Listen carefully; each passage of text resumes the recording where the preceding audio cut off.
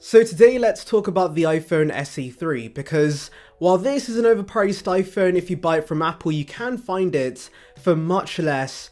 I recently got this for around $200, and so let's delve into why this actually could be one of the best bang for your buck iPhones you can buy in 2023. So for those not aware, I did actually review the iPhone SE 3 back when it launched, and I wasn't so positive about it. While it wasn't a bad device, it was definitely overpriced at $429, especially when you can find the iPhone 12, 12 mini or 11 for less. And what's worse is that outside of the US, the SE 3 actually got more expensive when the iPhone 14 launched. So for example, in the UK, the SE 3 is now £500 I believe, which is absolutely ludicrous, and please do not buy this for retail price. However, a year later you can now easily find this for around $200 or pounds in excellent refurbished condition. And for those skeptical of refurbished devices, I got mine from a UK retailer in like new condition and the phone is flawless. This also has Apple warranty till next year and 100% battery health, so for £200 I'm pretty chuffed with this. And this is also the 128GB model, not the base 64, which I admit might not be enough for most. And because it's so inexpensive, my perspective on this phone has completely changed, because let's begin with the design. This by far was the biggest weakness with the SE at retail price.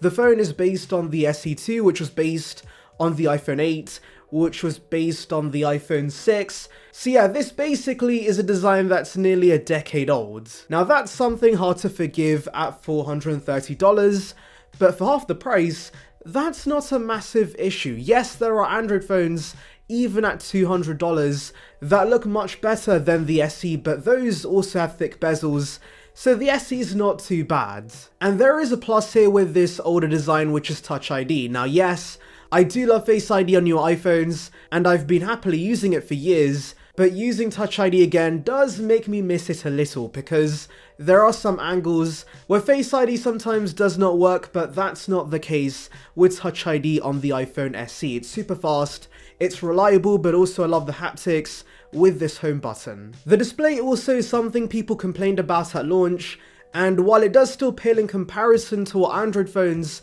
offer at this kind of price, I can once again live with it. Apple products generally have great LCDs, and even with the low resolution on paper, this looks completely fine. I don't mind the lack of 120Hz. I will say though, the brightness is a tad low outdoors, but most budget Android phones also don't have very bright panels. And personally, the screen size is a non-issue because I don't watch videos very often on my phone. I'm usually scrolling on social media, so the display is ideal for that. And the compact size is actually quite refreshing compared to a 14 Pro Max that's massive and is sometimes a pain to use. Now those are basically the only cons here. If you can look past these two aspects, everything else you get here for $200 is pretty insane. First of all, the build is a lot better than what you find around this price on the Android sides. It's aluminium and glass, but also you get features like water resistance and wireless charging, which you rarely find on phones around this price. And by the way, would like to remind you guys, like this video and subscribe for more content like this, it would be appreciated. But by far the best part about this iPhone, and the aspect that blows me away, is the power this phone has. So obviously in here is the A15 chip, which is basically the same chip Apple offers in the regular iPhone 14. Now yes, I know technically those phones have one more GPU core, but it's slightly better and you're getting 95% of the same performance with the SE 3. And so it's kinda crazy that you pay $200 and get one of the best chips on the market that Apple still uses with higher end iPhones. The performance, as one expects, is super smooth, and coupled with the optimization of iOS, this iPhone outperforms every phone at this price point. You also get 4GB of RAM here, which is a nice addition because most cheap iPhones around this price come with 3GB, like the XR and the SE2, and those can have RAM issues, whereas 4GB is plenty fine for iOS. Now you could argue, why does this actually matter? Because a mid-tier Android chip is still going to be fine for most people's needs, right? Well, yeah, that is true, but of course, you will definitely pick up on those phones chugging a little with more complex games, whereas this basically plays any game you want without any issues. But more importantly for me, this having an overkill SoC means this will get way longer support than any Android phone on the market at this price.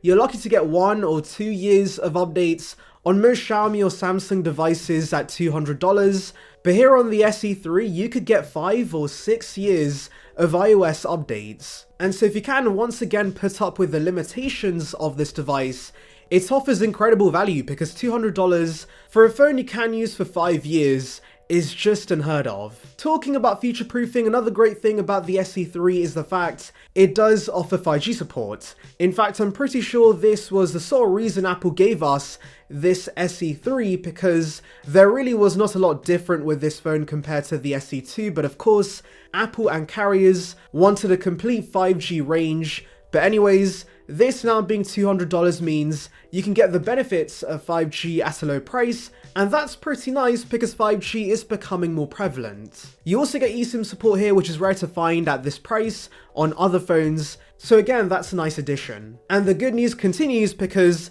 coming to the cameras, this once again is one of the best at this price point. Now to be fair, you can find Pixel 8 phones for around the same price which do have great cameras, but I would argue the SE3 has the overall better camera experience, mainly because of the video quality. Like, I'll be honest, I bought this phone as a B-roll camera for my reviews, and it's been exceptional for this purpose. Yes, it has a small sensor on paper and there's not many zoom options because it's only one lens on the back, but basic video footage looks really good, and you won't find this from most phones at this kind of price. This might not offer some of the newer video features like ProRes or cinematic video, but for this kind of price, I'm not too annoyed, especially when the regular footage looks this good. But also photos from the sensor are solid.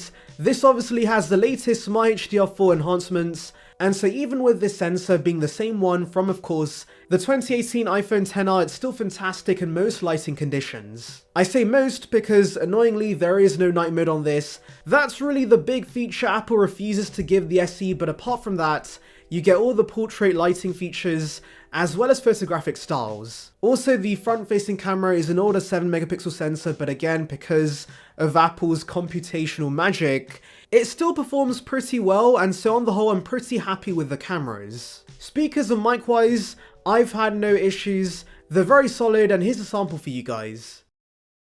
Right, so like Apple did last year, they've announced iOS 17 accessibility features before WWDC, and there's tons of updates that are going to change lives. And here's a quick video mic test with the front-facing camera. Now everything so far sounds great, but some of you guys might be wondering, how's the battery life? Well, I'll be honest guys, when I first reviewed this phone, I was not happy with the battery life. I even made a video regarding this back then, but maybe that was iOS 15's fault, because now with iOS 16 on the iPhone SE3, the battery life has actually been surprisingly decent. Of course, I am coming from a 14 Pro Max, so I made sure to have realistic expectations, and overall I'm getting 5 to 6 hours of screen on time on this, which is pretty good, and good enough for most consumers. And this is definitely the big advantage the iPhone SE3 has over the SE2, because the bigger battery inside and also the A15 SoC does make a difference. Now yes, I know I'm getting this kind of battery life with 100% battery health, and down the line it could get much worse, but to be fair, batteries age on all products, and if you want to replace it, you can for $69. Nice. So that's basically everything regarding the SE3 in 2023, and if you can get this for $200 or pounds, you really can't go wrong with this. Yes, there are some negatives that some might not be able to look past, but if you can, you will be very happy with this, and at this kind of price point, this phone is a really good deal. Anyways, let me know your thoughts in the comments, make sure to like and subscribe for more content like this, and thank you for watching.